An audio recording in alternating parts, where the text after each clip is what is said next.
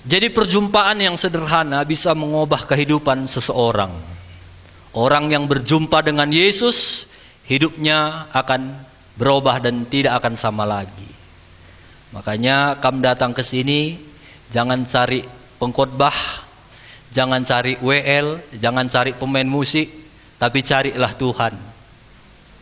Biasanya yang mencari Tuhan itu terlebih dahulu kebanyakan Tuhan yang cari. Misalnya waktu berjumpa dengan Petrus, Tuhan yang Yesus yang datang kepada Petrus, Petrus jadi penjala yuk, ikut aku. Waktu berjumpa dengan Zakeus juga, Zakeus aku mau makan di rumahmu. Yesus yang inisiatif. Tapi ada juga orang yang inisiatif cari Yesus. Contohnya Nikodemus. Nikodemus itu dia orang pintar, kalau sekarang doktor, tahu banyak tentang teologi, tapi banyak pertanyaan-pertanyaan yang dia gimana ini, akhirnya dia diam-diam dia cari Yesus. Dia yang cari Yesus. Nah, jadi hari ini yang pertama Yesus yang cari kita, tapi yang kedua kita juga perlu inisiatif untuk mencari Yesus. Nah, hari ini kita akan belajar dari seorang wanita di Alkitab. Wanita ini adalah wanita yang aneh, beda dari wanita-wanita yang lain. Orang biasa ambil air pagi-pagi ke sumur atau sore-sore pulang kerja. Tapi perempuan aneh ini dia ambil air siang-siang jam 12 panas, dia ambil air. Ternyata waktu dipelajari kenapa dia ambil air jam 12 siang, karena dia mungkin malu. Jadi perempuan ini nggak beres. Nampak suami orang, gua bang, lentik-lentik gua bang. Suami orang diambilnya satu. Nampaknya lagi, kayaknya mantap abang ini, gua bang, udah ada suaminya. 2 sampai 5 suami orang diambilnya. Kalau istilah sekarang pelakor. Jadi karena mungkin dia udah capek dengar omongan orang, si pelakor jaga diri kita teman. Taulah kalau mama dipet kan, isi awas teman, lihat pelakor nana. Nggak suka dia dengarnya, udah malas dia kepet, udah malas dia ke sumur. Lihatnya kosong sumur jam 12 siang nggak ada orang, disitulah dia ngambil air. Satu kali jam 12 dia ngambil air, rupanya dia ketemu sama seorang laki-laki ganteng, duduk kecapean di dekat sumur itu, namanya Yesus. Akhirnya Yesus bilang, ngapain turang? Ngambil air bang. Mungkin lentik-lentik juga dia karena lihatnya Yesus ganteng. Buatlah bang. Mungkin dia pikir Cani nih jadi suami ke-7 pikirnya kan. Karena udah 5 suami orang yang jalan sekarang sama dia pun kata Yesus bukan suaminya. Akhirnya ya itulah nanti kita baca ceritanya apa yang akhirnya terjadi. Perempuan pelakor ini waktu dia ketemu dengan Yesus, hidupnya berubah. Yang pertama, waktu perempuan ini berjumpa dengan Tuhan, apa yang dia dapatkan? Ayat 10 di dalam Yohanes 4 ayat 10.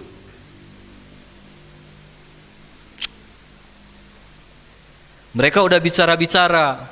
Yesus bilang, kau ngapain ngambil air? Lalu Yesus bilang,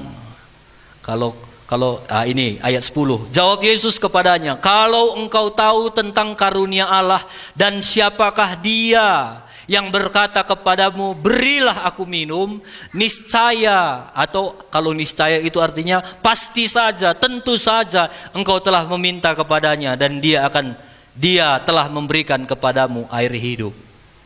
Jadi waktu mereka bincang-bincang, mereka mau ngambil air, perempuan itu nanya, Yesus mau ngapain? Aku capek, mau ambil air, sikitlah airmu katanya. Lalu Yesus bilang, kalau kau tahu siapa yang minta air samamu, kalau kau kenal siapa aku, itu bahasanya, pasti kau akan minta air hidup sama aku.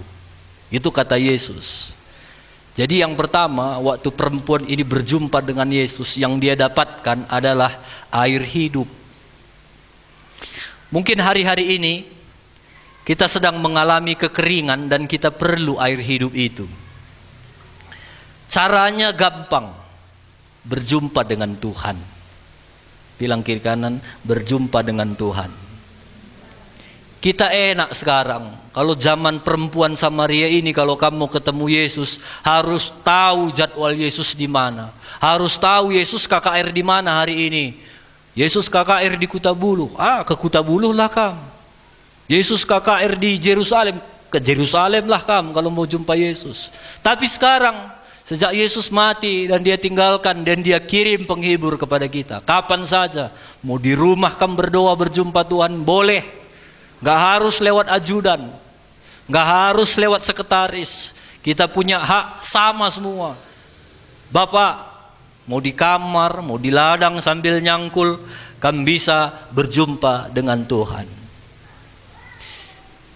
Jadi kalau kamu mengalami sesuatu yang kering dan kamu perlu air hidup, mungkin itu kerohanian lu udah kering, perlu air hidup, berjumpa dengan Tuhan. Mungkin ekonomi lu udah kering, mulai kering, berjumpa dengan Tuhan. Mungkin masalah lu udah terlalu banyak sampai kamu merasa kering. Sampai lagu wajib lu pun, ku menangis membayangkan betapa. Berjumpalah dengan Yesus. Dan Yesus akan memberikan air hidup dalam kehidupan kita. Yang kedua, waktu perempuan ini berjumpa dengan Yesus, Yesus bukan hanya memberi air hidup, tapi apa yang Yesus beri? Ayat 11. Kata perempuan itu kepadanya, Tuhan, engkau tidak punya timba dan sumur ini amat dalam. Dari mana engkau memperoleh air? Adakah engkau lebih besar daripada bapak kami Yakub yang memberikan sumur ini kepada kami dan yang telah minum sendiri dari dalamnya ia serta anak-anaknya? Perempuan itu bilang, Yesus, kau mau minum? Dari mana timbamu? Enggak ada. Ini sumur dalam. Bagaimana? Apakah kau lebih besar dari bapak kami Yakub, bapak leluhur kami?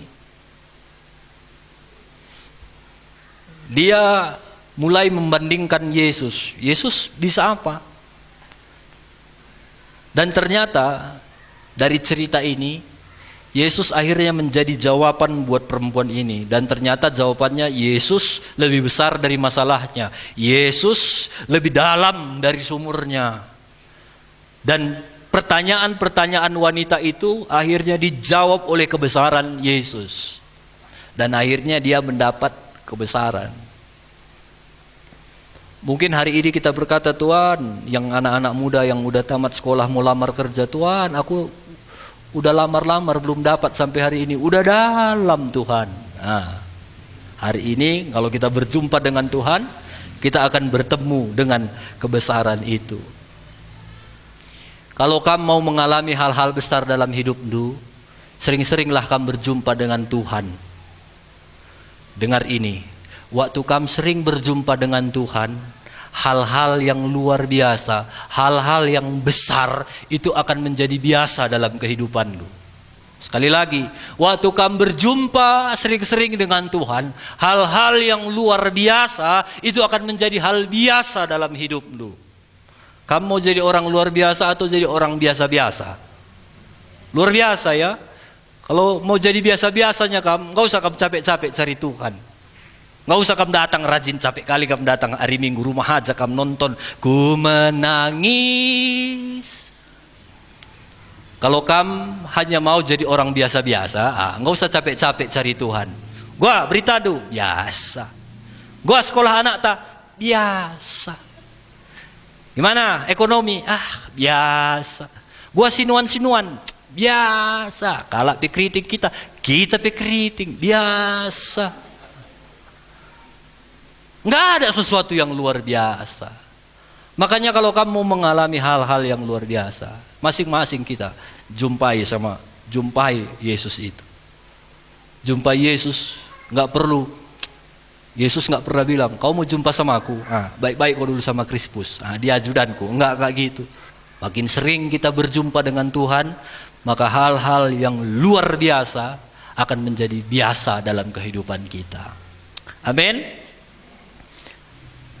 Bilang, kamu menjadi orang luar biasa atau menjadi orang yang biasa di luar?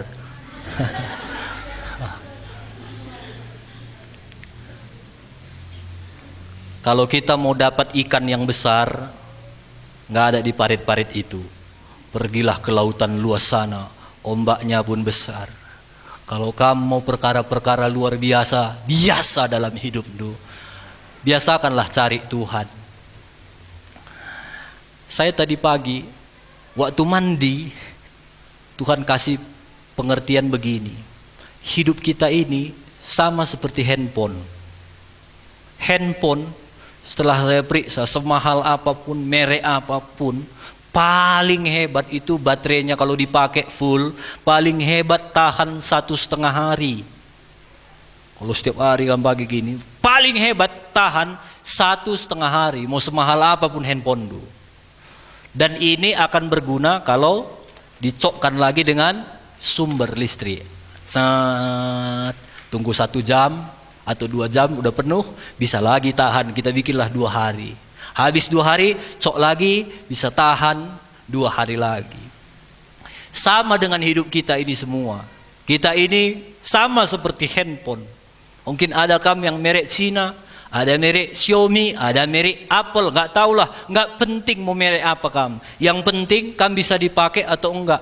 Kalau mau dipakai ya connect, cek 1 jam bisa lagi dipakai 2 hari. Kamu charger hidup dulu sama Tuhan, cari wajah Tuhan, berdoa, cas bisa lagi 2 hari. Mau sehebat apapun kamu bilang kiri kanan 2 hari teman nih. Si hebat nih ini kan. Ada yang gue soak baterai, nggak sampai itu. Tilit baru cas tilit. Bilang kiri kanan, belum soak kan? Belum soak pun harus setiap hari di charger. Mau sehebat apapun baterai itu, harus setiap hari punya hubungan dengan Tuhan. Itu yang akan bisa membuat handphone ini berguna. Mantap pun handphone itu kalau nggak ada baterainya, nggak ada gunanya. Perlu aku jamis, mantap handphoneku harga 20 juta, nggak ada baterainya. Terpaksa juga aku jalan kaki ke rumah jamis, mes, rekam Siti. Tapi kalau ada murah-murah pun, kalau cas terus ke pusat, ke sumber, mes datang, bisa datang. Luar biasa dampaknya. Tergantung kamu connect atau enggak. Bilang kiri kanan, udah berapa hari enggak cas baterai lu bilang.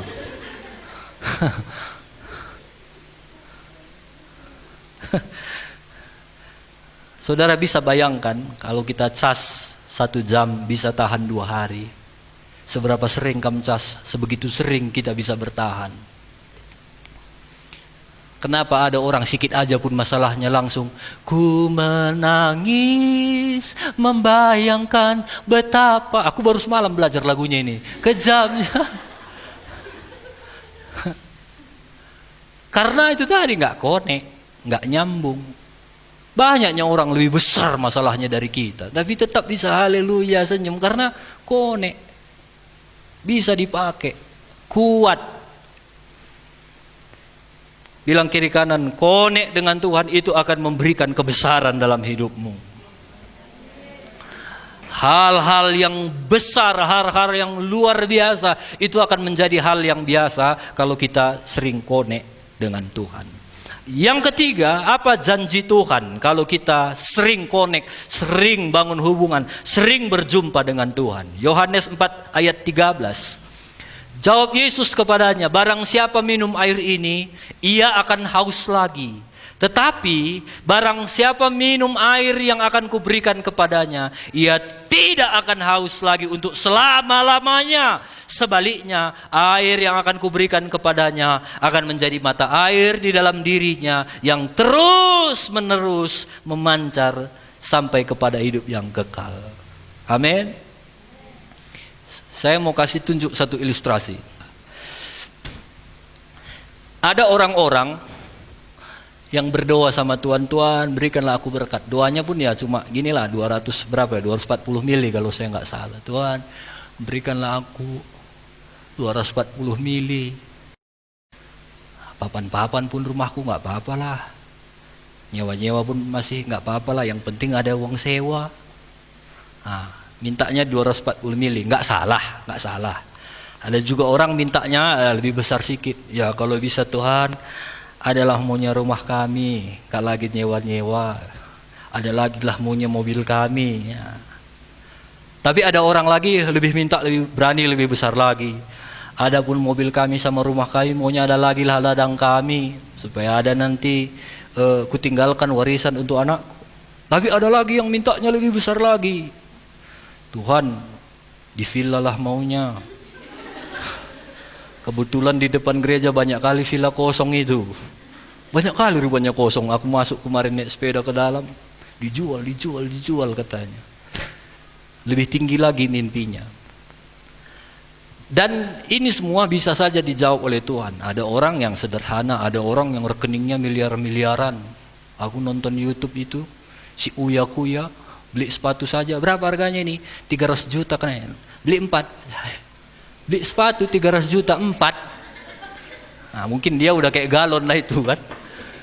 Kita harga sepatu kita pun 130 ribu. Lah hebat sih kurang.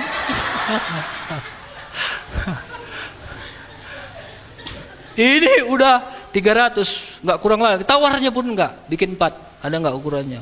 1,4 berapa miliar itu. Ah mungkin dia udah gini. Mungkin kita yang ini tadi, atau ada yang ini, atau ada yang ini, atau mungkin ada yang begini. Itu semua tidak masalah. Saya kasih contoh, bikinlah kita yang begini.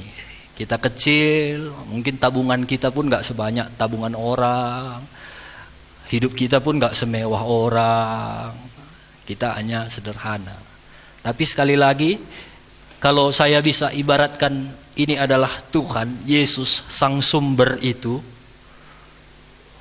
Kalau kita selalu seperti firman Tuhan bilang, berjumpa dengan Tuhan, punya hubungan dengan Tuhan, Tuhan berjanji akan memberi kelimpahan.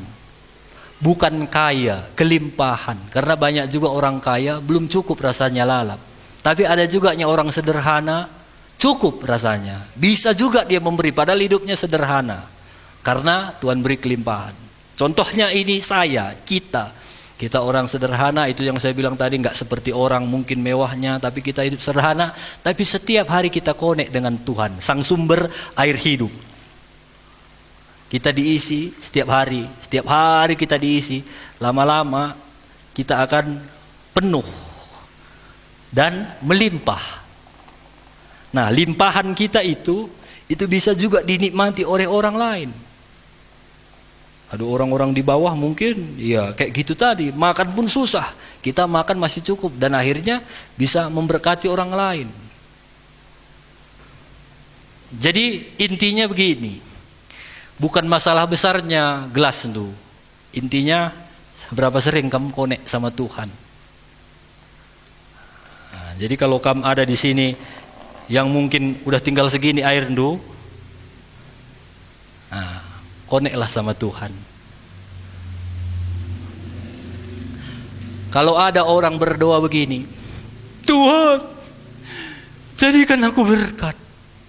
Hidup ini adalah kesempatan. Hidup ini harus jadi berkat.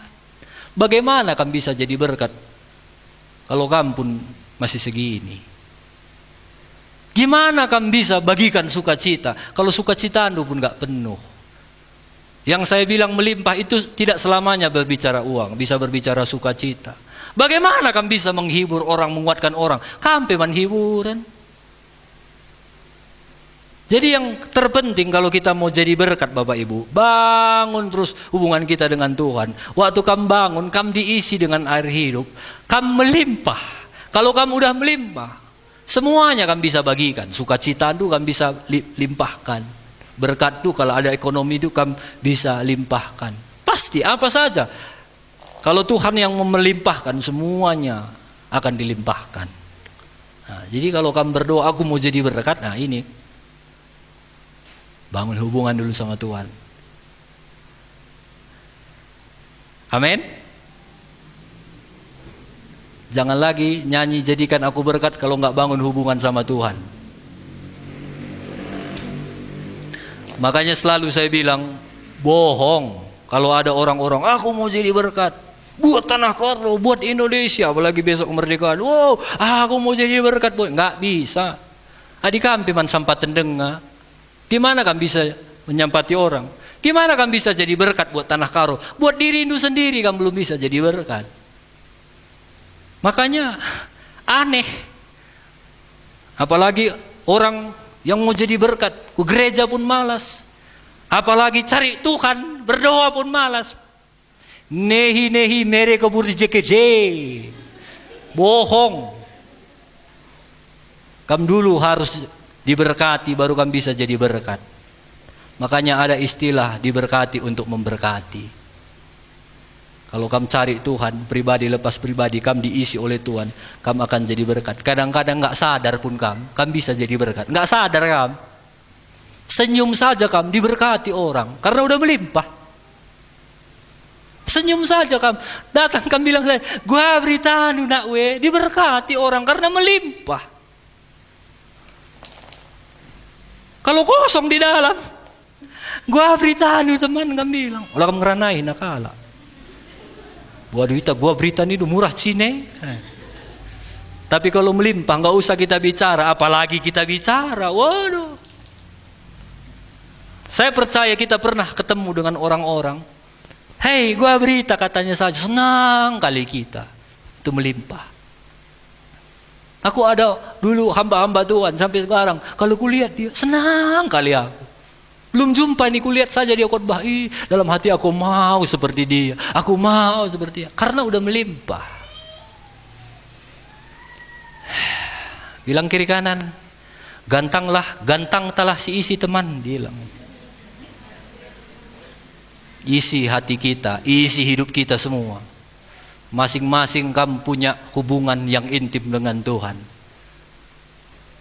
Mungkin hari ini kamu belajar dari kami hamba Tuhan. Tapi kalau kamu punya hubungan yang intim dengan Tuhan, bisa jadi satu saat, dan itu tidak menutup kemungkinan kami hamba-hamba Tuhan yang akan belajar sama kalian. Kok bisa kamu gini, Mama Sianu? Ya aku pun gak taunya Om, cuma berdoa aku tiap hari. Ajarilah aku. Itu bisa menjadi kesaksian. Bisa, kenapa enggak? Itu yang menjadi doa kami malah. Dan firman Tuhan bilang, kalau kamu minum airku, air itu akan menjadi air hidup. Menjadi mata air. Nah ini tadi mata air. Mata air itu, ya ini kan aqua. Tapi bayangkan ini Tuhan gak pernah. Dia selalu mengalirkan berkat itu. Tergantung kita, mau terima atau enggak. Mau ambil waktu atau enggak. Kalau kita mau ambil waktu pribadi lepas pribadi, sambil kita kerja berhubungan dengan Tuhan, sambil kita nyupir, sambil kita masak, punya hubungan dengan Tuhan, melimpah-limpah sukacita kita. Dan kita akan bisa menjadi berkat bagi banyak orang. Kalau enggak, segini pun kualitu, segini pun gantang-gantang lu, enggak pernah puas. Itu kan udah Tuhan kasih contoh kita. Ada satu perempuan Samaria, udah 5 pun suaminya, nggak puas dia. Kita 1 pun stres, dia 5, nggak puas. Tole lagi jalan sama laki-laki yang ke-6. Mungkin kalau nggak ketemu sama Yesus, udahlah, udah nggak lagi simpanan, punya pria simpanan, udah ternak suami dia. Tapi untunglah dia berjumpa dengan Tuhan. Hidupnya berubah. Bilang kiri kanan, sebelum sebesar ini, yuk setia kita dulu yang segini. Saya percaya Tuhan itu kalau kita setia nggak hanya gini-gini aja, nggak hanya gini-gini. Nanti ada saatnya kita gini, mungkin sekarang akan tambah lagi begini. Kita bisa dipercaya begini. Satu saat bisa begini.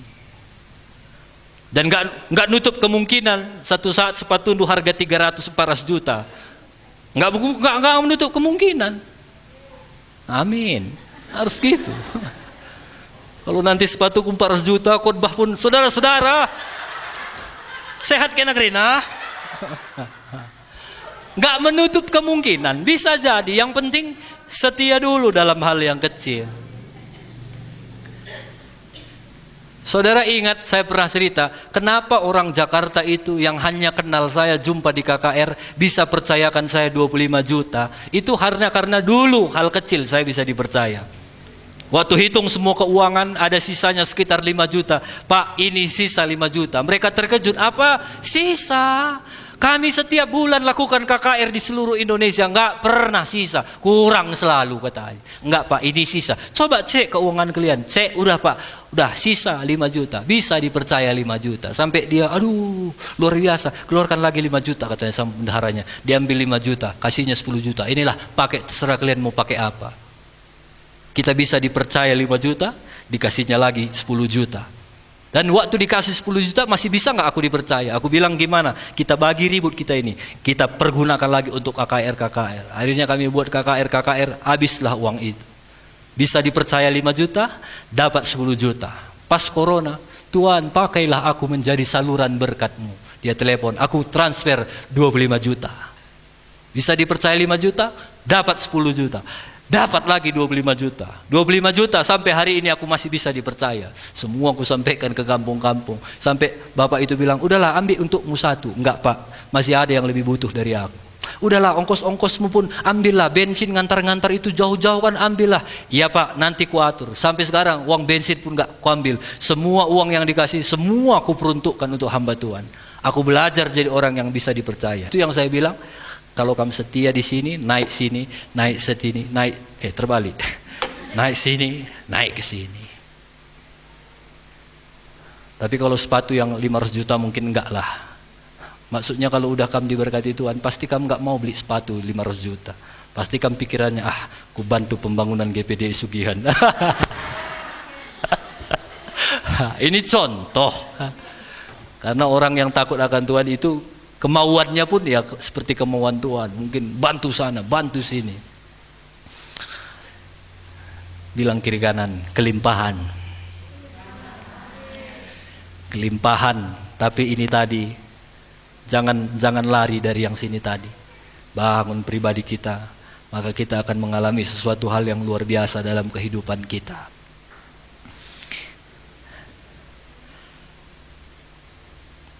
Yang penting itu yang saya bilang, rasa cukup ya. Beberapa bulan lalu kita udah belajar rasa cukup. Orang yang nggak punya rasa cukup, segitu pun gantang-gantangnya penuh diisi Tuhan, nggak pernah merasa cukup. Kalau kita merasa cukup segini saja, kita bisa jadi berkat. Makanya ada firman Tuhan, ibadah yang disertai rasa cukup memberikan keuntungan yang besar. Nah, makanya belajar mencukupkan diri dengan apa yang ada, maka Tuhan akan percayakan sesuatu hal yang luar biasa.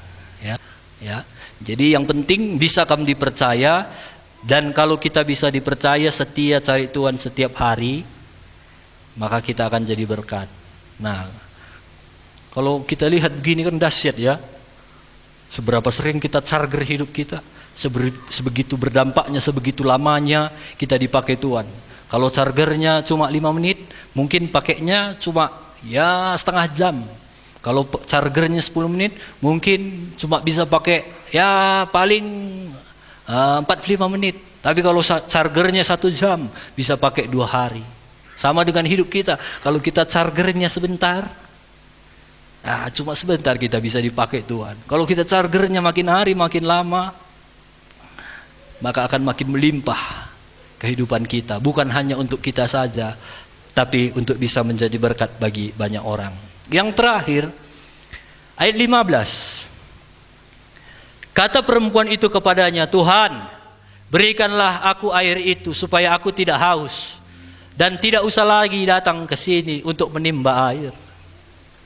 Kata Yesus kepadanya, pergi panggil suamimu datang ke sini. Kata perempuan itu, aku enggak punya suami. Kata Yesus, tepat katamu bahwa engkau tidak punya suami. Dalam hal ini engkau berkata benar. Dalam hal ini engkau berkata benar. Yesus bilang, kau akan kukasih hidup. Kasihlah, kata perempuan itu. Panggil dulu suamimu. Enggak ada suamiku. Betul. Dalam hal ini kamu berkata benar. Yang keempat, waktu kita berjumpa dengan Tuhan, kita akan menjadi orang-orang yang setiap hari berusaha hidup benar. Kalau melihat sikap perempuan ini mungkin pusing kepala Yesus. Aduh, gimana ini? Tapi waktu dia bilang, aku enggak punya suami, Yesus bilang, dalam hal ini engkau berkata benar. Yang keempat, waktu kita berjumpa dengan Tuhan, kita akan setiap hari berusaha menjadi orang yang benar. Kalau sampai hari ini kamu masih suka mereng-mereng, sitik-sitik lo dali. Pewalkan sitik. Saya ragu dengan siapa saudara jumpa setiap hari Minggu, setiap hari. Harusnya waktu kita berjumpa dengan pribadi Yesus, makin hari kita makin benar. Omongan kita makin hari makin benar. Sikap kita makin hari makin benar. Apapun yang kita kerjakan makin hari makin benar. Kalau nggak jujur, janganlah. Jadi berusaha setiap hari kita makin benar. Kalau kita ibarat air yang kotor, becek. Kalau setiap hari kita berjumpa dengan Tuhan, sebecek apa, sekotor apapun ini, kalau kita diisi oleh Tuhan, kita akan makin hari makin bersih. Mungkin pikiran kita kotor, tapi waktu kita punya hubungan dengan Tuhan, makin hari makin bersih. Laki-laki waktu lihat istri orang, andaikan istriku kayak dia, kotor. Tapi waktu kita jumpa sama Tuhan, dibersihkan. Kotor itu. Mama-mama juga, aduh, maunya suamiku kayak bapak si Hanu itu ya. Suamiku dia teh, tapi aku lang. Kelang kelateku lebih-lebih kotor. Jumpa dengan Tuhan, dibersihkan oleh Tuhan. Makanya yang belum menikah, pikirkan. Kami yang sudah menikah, inilah kami. Kami kalau barang yang sudah dibeli nggak bisa ditukarkan. Sampai mati. Kalau kalian masih bisa, pikir-pikir. Makanya harus bersih. Sama laki-laki, perempuan, anak-anak muda. Kalau yang anak-anak muda, pikirannya kotor, berjumpa dengan Tuhan dibersihkan. Sama yang perempuan juga pikirannya kotor, harus dibersihkan. Setiap kita perkataan, sikap yang masih kotor-kotor, kalau masih terlalu kotor, berarti kita masih kurang berjumpa dengan Tuhan. Kalau bagi kita melakukan dosa itu masih biasa, nipu-nipu masih biasa, jangan-jangan udah soak baterai kita. Jangan-jangan udah nggak ada lagi hubungan kita dengan Tuhan. Kalau udah parah, masih bisa. Tapi mungkin butuh waktu. Kalau udah segini parahnya ya mungkin sering-seringlah kamu berjumpa dengan Tuhan. Kalau udah kosong, gak apa-apa. Berjumpa dengan Tuhan. Masih bisa dipulihkan. Wanita pelakor 5 pun suaminya. Bisa dipulihkan Tuhan. Apalagi kita.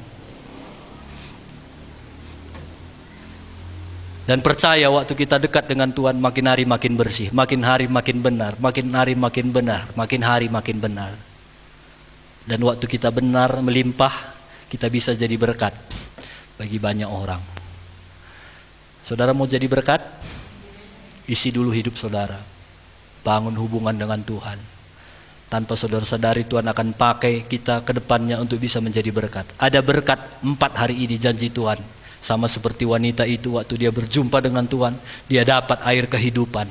Saya nggak tahu apa kita yang sudah mati. Mungkin kerohanian kita, cinta kita sama Tuhan udah mati, siram dengan air kehidupan, berjumpa dengan Tuhan. Mungkin rumah tangga kita sepertinya udah mati. Hubungan suami istri udah dingin. Hubungan orang tua dengan anak udah dingin.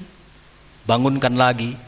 Nah, ada kehidupan, itu janji Tuhan. Yang kedua, ada kebesaran, hal-hal yang besar luar biasa itu akan menjadi biasa dalam hidup kita kalau kita punya hubungan dengan Tuhan. Karena Tuhan kita bukan Tuhan yang biasa-biasa, Tuhan yang luar biasa, yang akan memberikan hal-hal luar biasa dalam kehidupan kita.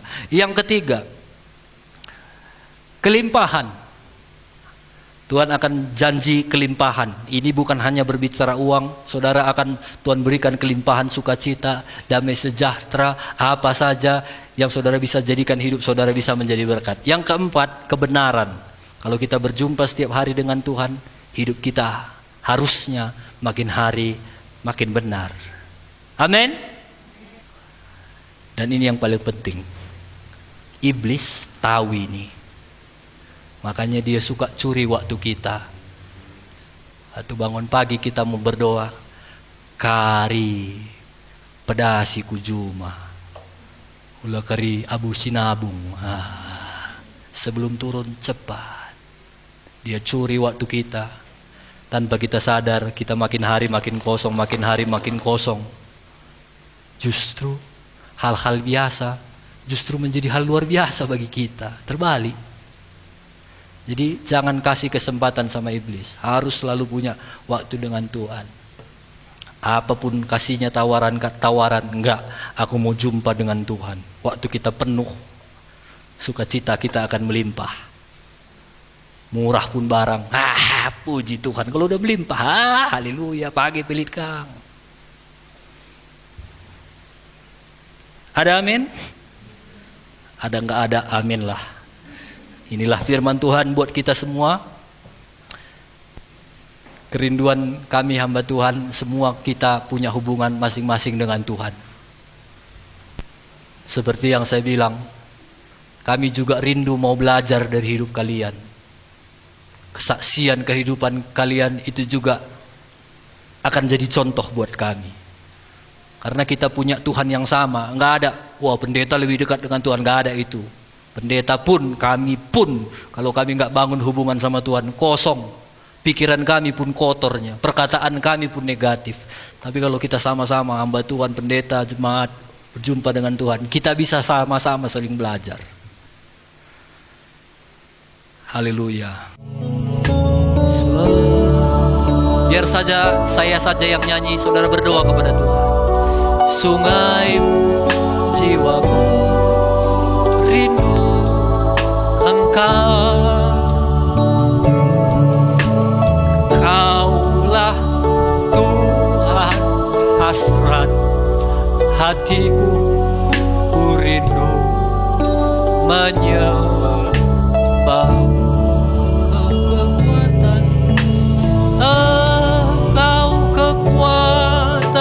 Dan perisaiku kepada Rohku berserah. Kaulah Tuhan hasrat hatiku, ku rindu menyembah.